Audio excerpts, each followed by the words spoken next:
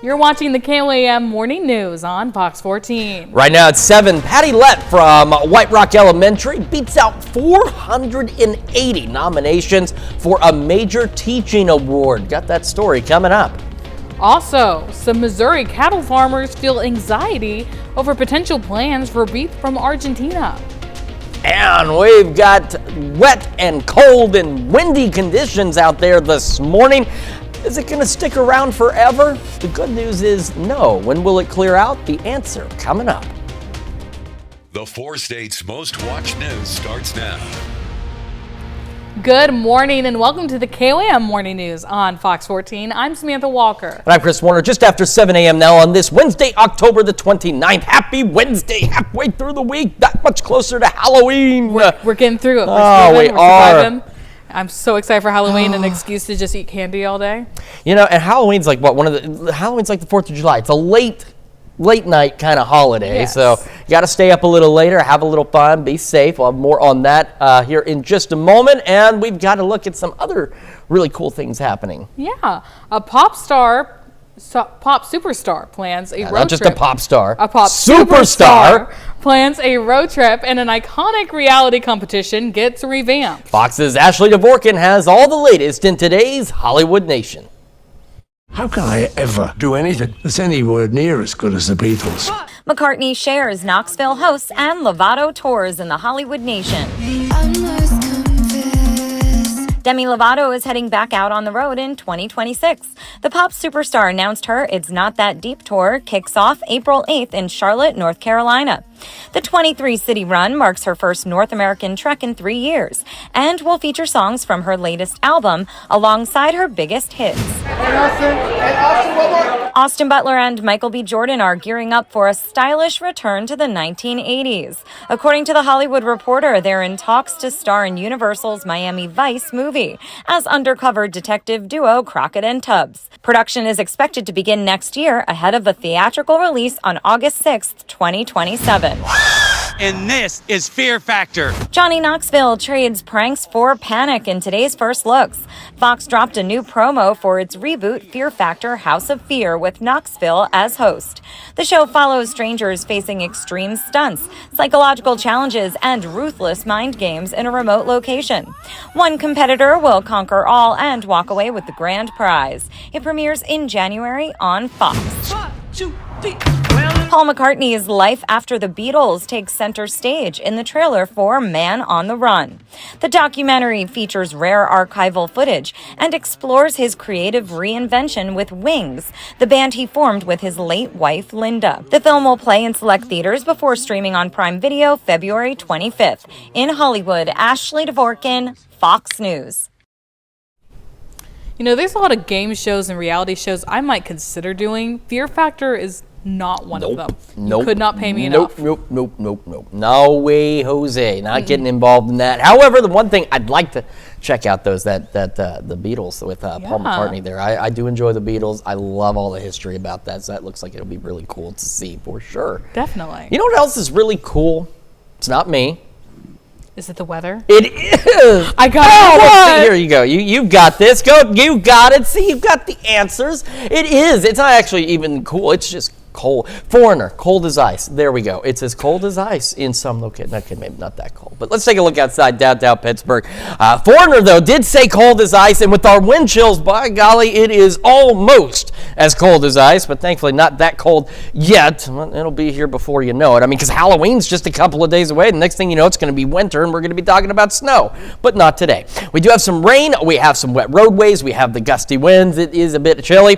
I was, of course, downtown Pittsburgh. Our camera 7th and range line, still getting those raindrops on it. Again, we've had some light showers drizzle out there, and we're going to continue to see those. MoDOT camera, I-44 and Main Street in Joplin.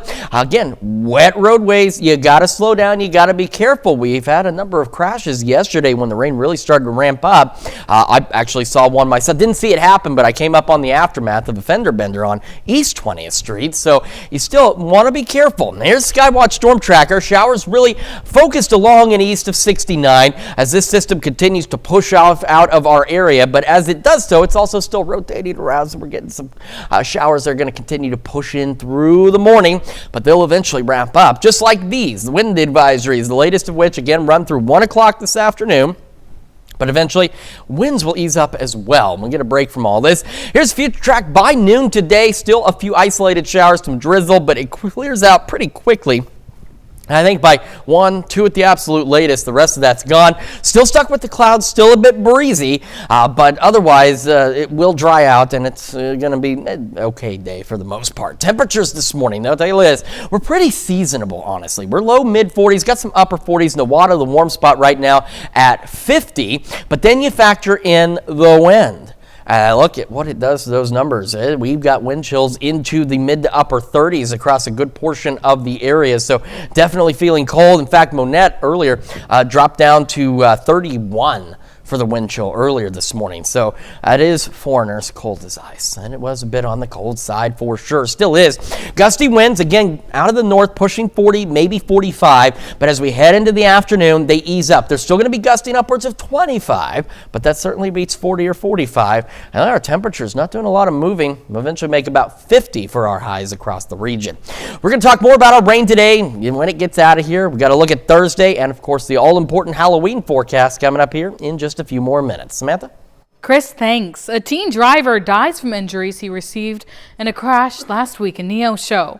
The driver, 19-year-old Xander Cupp of Oronogo, Missouri, was rushed to the hospital with serious injuries following the October 20th crash. Authorities say Cupp was pronounced dead on Sunday. The crash took place last Monday morning. Authorities reported a collision between a tractor-trailer and a car just east of Missouri 59 and US 60. First responders had to extract Cupp from the wreckage. The semi-driver was not injured. Heavy rains may have played a role during 3 crashes in Joplin yesterday. All 3 crashes happened on West 20th Street and just after 4:30 on Tuesday. The crashes took place during a period of about 30 minutes of heavy rain and low visibility.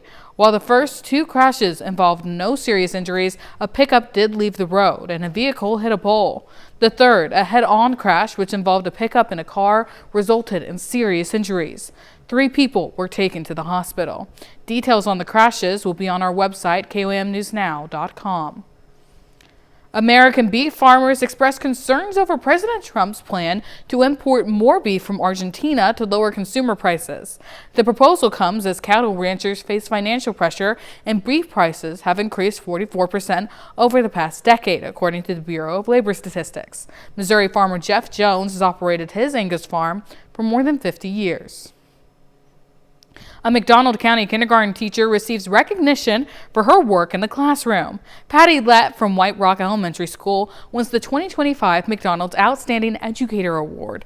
Lett was chosen from more than 480 nominations across the 4 states area. It's going to help a lot. I'm going to be able to probably buy some books for them and some games. So I've kind of got a list of things that I've been looking at of things to buy for the classroom. Jessica Sutherland nominated Lett, calling her the most kind, caring, compassionate, and patient teacher. The award program launched in 2020 to celebrate area teachers who go the extra mile. And those are our top news stories this half hour. Coming up next, Christmas comes early in Joplin as leaders unveil this year's parade theme, the Then and Now celebration December 2nd downtown. And later, the public will soon weigh in on a proposed annexation that could clear the way for a $500 million solar farm project in southeast Kansas. You're watching the KOAM Morning News on Fox 14. Welcome back. I'm joined here with Olivia Ryan from Special Olympics Kansas and 2 very talented athletes, Shirley and Richard. Good morning, guys. Thank you for joining us. Yep, morning. So you guys have a really cool event coming up. We do. Sip, Shop, and Inclusion. Yeah. Can you tell me a little bit about what that is? Yeah, so our Sip, Shop, and Inclusion, we have 13 local vendors set up in the lobby of the Bicknell. And then each vendor is assigned 3 to 4 Special Olympics athletes that they get to dress in their clothing. And so it's on November 13th from 6 to 8 at the Bicknell. You purchase a ticket, you get to come watch a fashion show of all of these local businesses being showcased by our athletes. And then you get to shop the lobby and shop the local shops. So we're really, really excited to bring our athletes into a fundraiser and have them strut their stuff, right, guys? Perfect. So where do the funds that are raised from this go to? How does this help? Yeah, so at the Southeast Kansas, we run 22 different events. We either partner or host 22 different events, and it's always our goal to keep the cost zero for our athletes. We really wanted to come up with a fundraiser where our athletes are involved in a fun way and making money for the events that they're actually participating in. And we found this is our third year, and we've sold out the last 2 years. The best way to do it because they just have a blast. Yeah, we do. And we went to the last one right here on the picture right here. Yep. Yeah. So it sounds like, this is a very popular event, not only for you guys and the athletes, but for community members as well. It seems like there's a lot of demand. Definitely. We shop local, but we also like to showcase all of the amazing athletes that we get to work with every week. Yeah, we do see right now on video. Yep.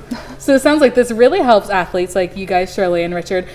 So as athletes, what's your favorite thing about Special Olympics? Well, last time we went to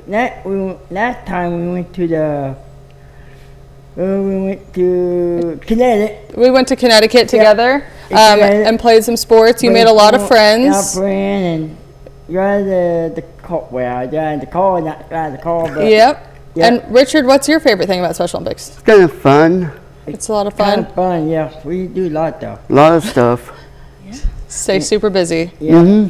I know there's so many different activities and sports they can compete in. What are some of the ones that you guys do? Oh, right now I play basketball and football and baseball. Yep. Super fun. And bowling. Bowling is one of them. And bowling is. What about you, Richard? What games do you, or what sports do you like with Special Olympics? Football. Soccer.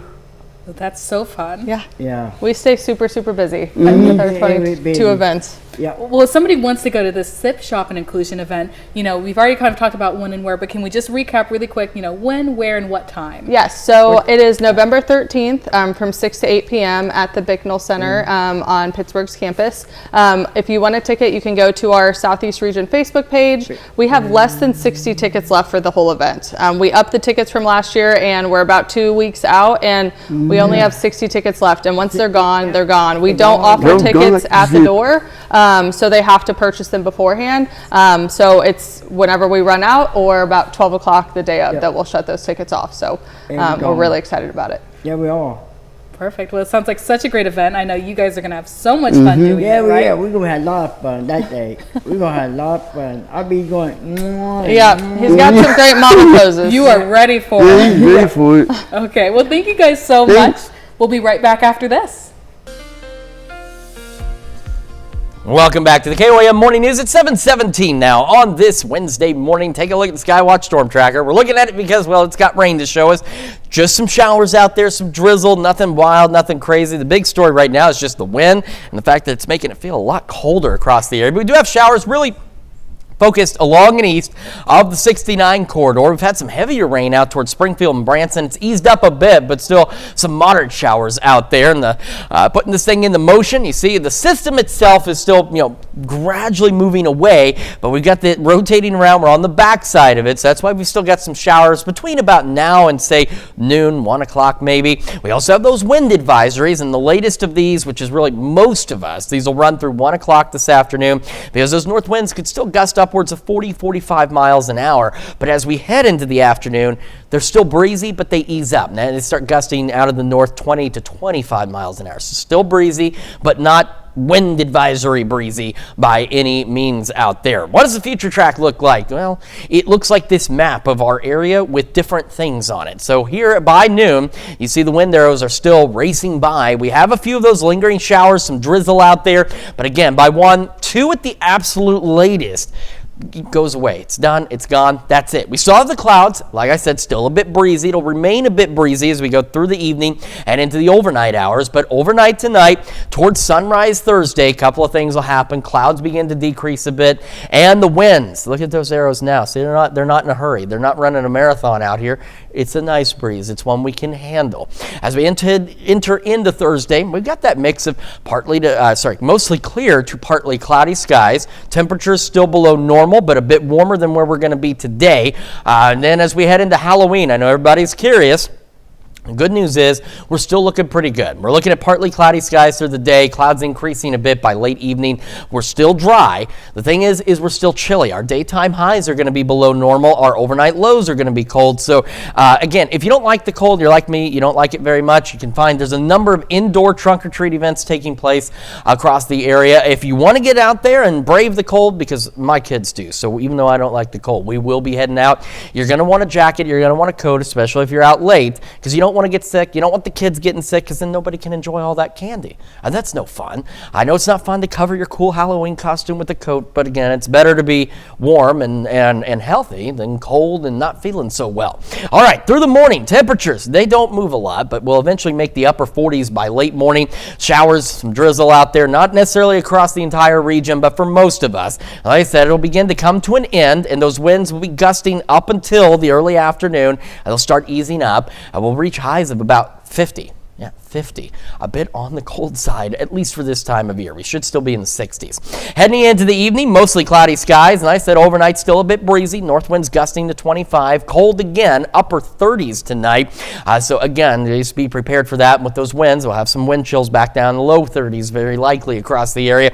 Then the winds, the clouds begin to ease up a bit for us. We'll go upper 50s for our Thursday, right around the low 60s on our Friday. And still into the 30s, though. Thursday night, Friday night. That's why, again, you want to make sure you're bundled up. Weekend looks pretty good. We start warming up a bit next week, and then got some rain chances again toward the end of next week. That is a check of your forecast. We are back with more of the KOAM Morning News right after this. Good morning. I'm joined with Amy and Kim, who are representatives with Regional United Way offices. Thank you guys so much for joining us this morning. Thank you. Thank you. So I know what we're here to talk about today is food insecurity in our region. It's something, I think a lot of people are seeing, and I know there's a lot of fears that are coming up with SNAP benefits kind of up in the air for November. Is that something you guys are seeing with community members right now? Absolutely. We've looked at this as kind of a food security emergency, but that doesn't mean that it's a panic. We have had lots of meetings with lots of collaboration to make sure that food pantries are aware, that everyone's ready, that if the SNAP benefits don't come through, people don't have to worry. They aren't going to go hungry. There are lots of resources, and we're just prepared. That's one of the nice things that you can have when it's not a natural disaster. We did have a little bit of time to prepare so that we know what's coming, and that we're ready for folks when the need rises, that people are looking for help in places other than their SNAP benefits. Mm-hmm. Yeah, so we've been working as United Ways, but also with other organizations, One Joplin, the Alliance of Southwest Missouri, to try to identify all of the food pantries in the area. And we've compiled those onto a list. If you go online to onejoplin.com/food, you can find a list of all the pantries by city. So find the one closest to you. You can see the hours, you can see the requirements, you can see the type of benefits that they offer and the type of help that they have. On the flip side of that, what we're trying to accomplish is awareness amongst the community. So those that have needs can get help, and those that have the ability to help, we're trying to connect them to those pantries as well. Say, if you have a canned good, if you have $1, every little bit helps your neighbors that are in need right now. Perfect. I know there's some, questions and concerns about, what do I qualify? Who can I get help with? Is there any harm in just reaching out to ask?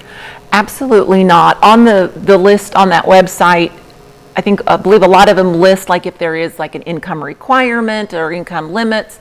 A lot of like food pantries through churches don't have requirements. So if your budget is tight and you're not going to make it stretch, don't hesitate to reach out. We have contact information on that website so that you can just make a direct call, get answers, and we just know that the 4 states is a place that is just so generous. Mm-hmm. And I don't doubt that our needs can be met because people are so generous here. They give beyond any expectations, and that's a blessing to see. That makes our jobs so fulfilling because we get to see not only needs get met, but to see how wonderful the people of the 4 states are. So we don't have any doubt that people are going to donate and donate well, And if you have a need, don't hesitate. Don't feel like there's going to be too many people asking. That's what these folks are wanting to do. These organizations are wanting to help. So please don't be afraid to step up and say, I need a little help this month. And can you one more time just tell us what that website is where they can go to reach out and learn more, learn how they can help, or learn where they can get help? Sure. Go ahead. If you go to onejoplin.com/food, you'll be able to find that list of organizations that you can either get help from or that you can contact if you want to have a food drive, if you want to make a donation. If you're not online, call 211 from any phone and it will connect you with a United Way operator that will help you navigate where's the closest pantry for you and try to find those resources. Thank you guys so much. A very important mission, very important information. Thank you guys, Amy and Kim, so much for joining us. We'll be right back. State's most watched news starts now. Welcome back to the KOAM Morning News on Fox 14. It's currently 7:30. I'm Samantha Walker. As the government shutdown drags on, air traffic controllers missed their first full paycheck yesterday. Soon, food aid benefits will run out for millions of people across the country. Fox News correspondent Rebecca Castor has more from Capitol Hill, where a GOP bill to fund the government failed for the 13th time. This wasn't my plan for the month of October. My plan was to get the government funded with as little drama as possible. But all it's been is drama for lawmakers trying to get Washington back up and running. And now more serious consequences of a drawn-out shutdown are beginning to show. Air traffic controllers are missing paychecks and canvassing outside airports to let travelers know how the shutdown is impacting them. So one of these workers that works at Logan right now, he's the sole provider for his family, right? His wife can't find employment. He's living paycheck to paycheck, and now he doesn't know when the next paycheck is going to come. Well, I've looked at the FAA budget to see if we could find resources to pay our controllers. The answer is open up the government. Transportation Secretary Sean Duffy says flying is still safe, but travelers should be prepared for delays. Adding to the pressure, funding for federal food assistance programs like SNAP dries up on Saturday. And the Agriculture Secretary says there's no contingency fund. There's not just pots of $9.2 billion sitting around. At least 25 states are suing the Ag Department, arguing it's legally required to keep providing benefits, while the nation's largest union representing federal workers is calling for Democrats to support the GOP bill to end the shutdown. But they remain pressed over expiring Obamacare subsidies. I think this is a righteous fight for health care affordability for all Americans. Vice President J.D. Vance also here on Capitol Hill today, having lunch with Senate Republicans and game planning how to win over more Democrats. In Washington, Rebecca Castor, Fox News.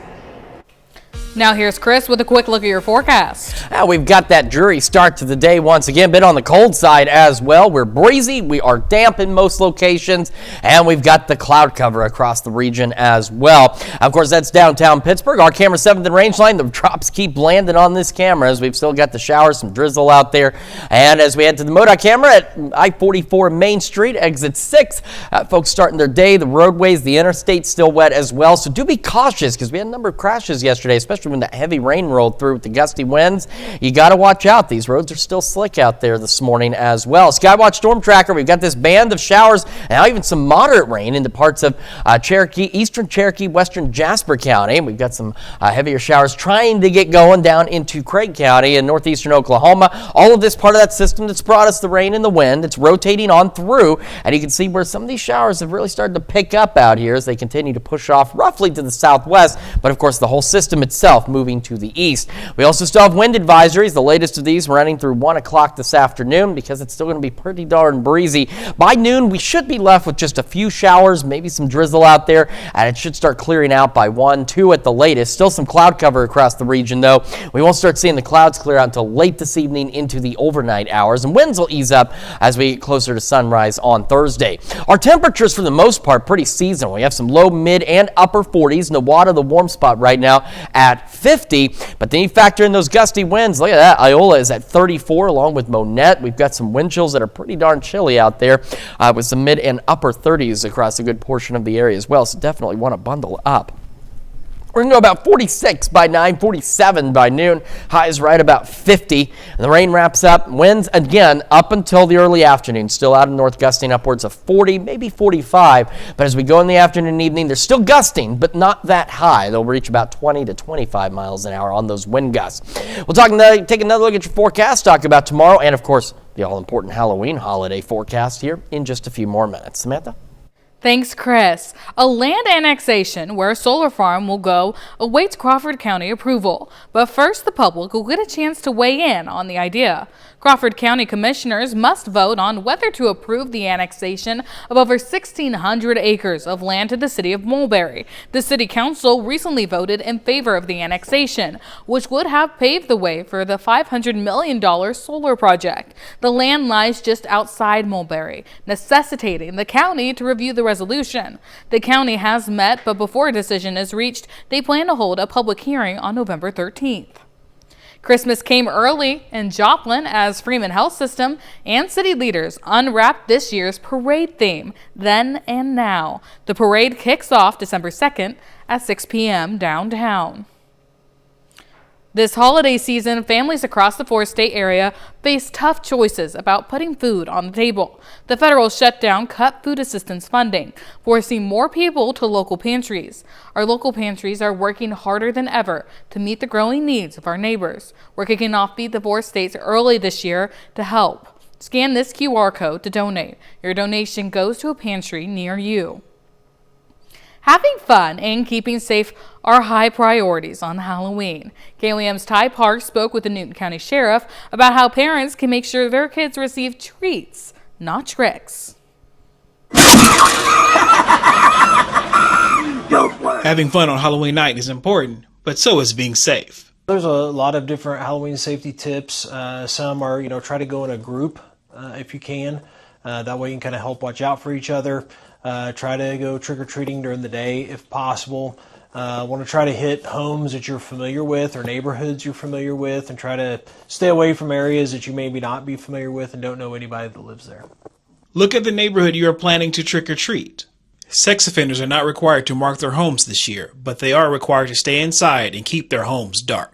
So some of the things when they're dressing up, try to not wear a mask that obscures your vision so you can make sure to see your surroundings. Try to wear reflective clothing, either a reflective bag or something that's on the costume itself that's reflective so other people can see you. Parents and families are already making plans to stay safe this night. Definitely be having glow sticks, and we're going to do pairs. We have a group of 6 kids coming with us, so we definitely stay in pairs and have glow sticks, and we stay alongside of them. According to the Newton County Sheriff, poisoning or tampering with candy does happen, but it is very rare. Eat candy that has been prepackaged, so don't take any homemade food or homemade candy because there's no way to check on that, and to make sure that the wrappers are still intact. Trick-or-treating in Joplin, Ty Parks, KOAM News. That's a look at our top news stories. Coming up this half hour on the KOAM Morning News, ChatGPT users will soon be able to make purchases using PayPal, the OpenAI partnership launching next year. In Consumer Watch, if you're in the market for a new car, you should know 9 new models made the 2025 top safety picks from the Insurance Institute for Highway Safety. 6 vehicles have earned the Top Safety Pick Plus award. The winners include the Audi A5, Audi Q6 Sportback e-tron, BMW X3, Ford Explorer, Hyundai Ioniq 9, and Kia Sportage. To achieve this top ranking, vehicles must receive a good rating in crashworthiness and good or acceptable ratings in headlight and pedestrian emergency braking tests. 25 states are suing the Trump administration over the threatened suspension of SNAP food assistance, slated to start on November 1st amid the federal government shutdown. The government said food aid would not go out after the Department of Agriculture declined to tap into billions in contingency funds, which the agency says are only meant to cover disaster situations, not regular benefits. The states allege a SNAP cutoff would be illegal and, quote, will cause deterioration of public health and well-being. Soon, ChatGPT users will be able to make purchases using PayPal OpenAI and PayPal, which also owns Venmo, have announced a partnership that will allow the digital payment system to embed its digital wallet into the popular chatbot starting next year. The deal will give ChatGPT users access to tens of millions of PayPal merchants.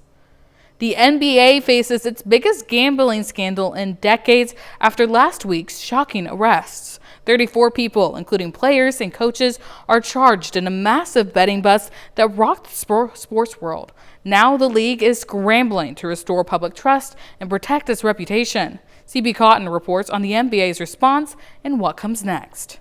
The NBA initially didn't find anything wrong, so they're going to have to answer for that. 4 days ago, the sports world was shocked by the arrest of 34 people, including NBA players and coaches, as part of a massive gambling bust. And now the league is responding. Officials sent a memo to all 30 teams on Monday outlining how they plan to recover from the scandal and regain public trust. It's historic, and it's going to have an impact on the way that fans view the NBA, on the way that fans view gambling in the NBA. The league writing in part, quote, "Every effort must be made to ensure that players, coaches, and other NBA personnel are fully aware of the dire risk that gambling can impose." But it also goes further, announcing an internal investigation and hinting that the daily injury reports widely used by gamblers could be under review, writing, quote, "We believe there is more that can be done from a legal regulatory perspective to protect the integrity of the NBA." That integrity took a hit last week when Miami Heat guard Terry Rozier and Hall of Famer Portland Trail Blazers coach Chauncey Billups were indicted. Fans were shocked at the extent of the allegations, which included games rigged by the mafia. But most say they're ready to move on and focus on basketball. To find this news out after the very first games, it's a bummer. I think we can do just fine. I think we can pull something out here. The league also says it's asking teams for more input on how to make sure their players stay away from illegal gambling. In New York, CB Cotton, Fox News. And those are our top consumer stories. Let's take a look at the market prices before the opening bell.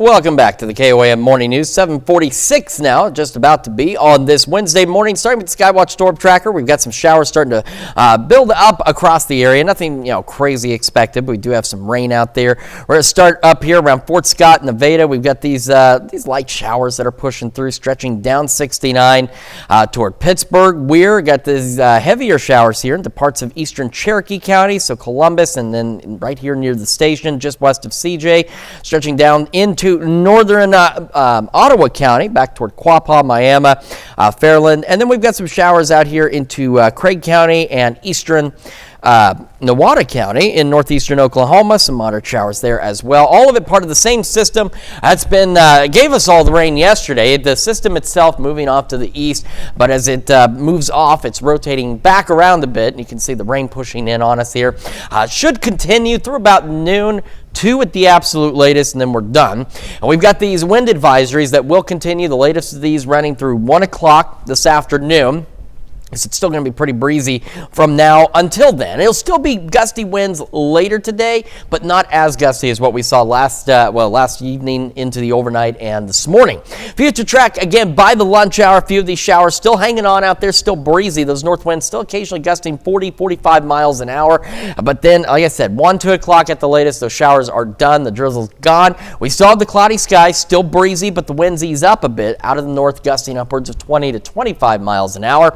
As we go overnight and towards sunrise on Thursday, clouds will gradually begin to decrease, and see the wind arrows, they've slowed down. Winds will begin to ease up for us as well. We'll have a mix of mostly clear to partly cloudy skies throughout the day on our Thursday, still below normal, but a little warmer than what we're expecting today. And for the all-important Halloween forecast, the future track looks great. We'll have some partly cloudy skies. Clouds will begin to increase by the late evening hours on Halloween, but we're expected to stay dry, even though, again, it starts to get a little more cloudy out there. And the other thing is it's still going to be chilly. Temperature's still below normal. So As we've mentioned, if you don't want to deal with the cold, you don't want to take the kids out in that, there are a number of course, indoor trunk or treat events that are going to be taking place across the area for Halloween. If you're going to brave the elements, you might want to take a coat along, unless your costume's just like really heavy and warm. I know it's not fun to put the coat on and, cover up your really cool costume, but it's better to do that than, risk getting sick, especially for the kids or yourself, especially if you want to enjoy some of that candy. Still got those showers, some drizzle out there, as you can see from 7th and Range Line in Joplin. Rain continuing through the morning for at least some of us. Mid-40s, eventually upper 40s by 11 o'clock this morning. If you're not getting the rain, it's otherwise cloudy. Our highs today maxing out at about 50, give or take a degree or two on either side across the region. And again, initially those north winds still gusting 40, 45, but as we go later into the afternoon, they'll begin to ease up a bit for us. As we head into the evening, mostly cloudy skies, should be dry. North winds still gusting 20 to 25. We're back into the upper 30s tonight, so a bit of a cold night. We'll have some pretty low wind chills as well, back in the low 30s until those winds begin to diminish. Our Thursday, again, a little warmer, upper 50s. We'll go low 60s for Halloween itself. We're continuing in the 30s for a while. This weekend, below normal, but dry. It's otherwise not too bad. Could be a lot worse this time of year. We've had colder spells. We've had record lows and stuff into the 20s, so this isn't that bad. Next week, we warm up just a bit with some rain chances toward the end of next week as well. Let's check your forecast. We're back with more right after this. It's the regular season for the NFL, NHL, and NBA, and the postseason for the World Series for baseball. As Fox's Joe Morgan reports, many professional athletes may already be thinking about next year's tax season. If you live in one state and work in another, you have to let the IRS know about it when tax time arrives. If you work in more than one state, that's also something you need to tell the IRS. And for professional athletes, competing on the road makes figuring out income taxes very complicated. Take example, a professional baseball player. How many cities does that baseball player play in? They will owe a tax return sometimes in 10 to 15 states. So it can be a little bit onerous for a first-time professional athlete. When they first get their check, it's great, and then they realize I have to pay tax everywhere. Tax attorney and CPA Rich Hoffman says professional athletes need to track where they are when they're working. But he says for most pro athletes who work for an organization, the organization will do the tracking.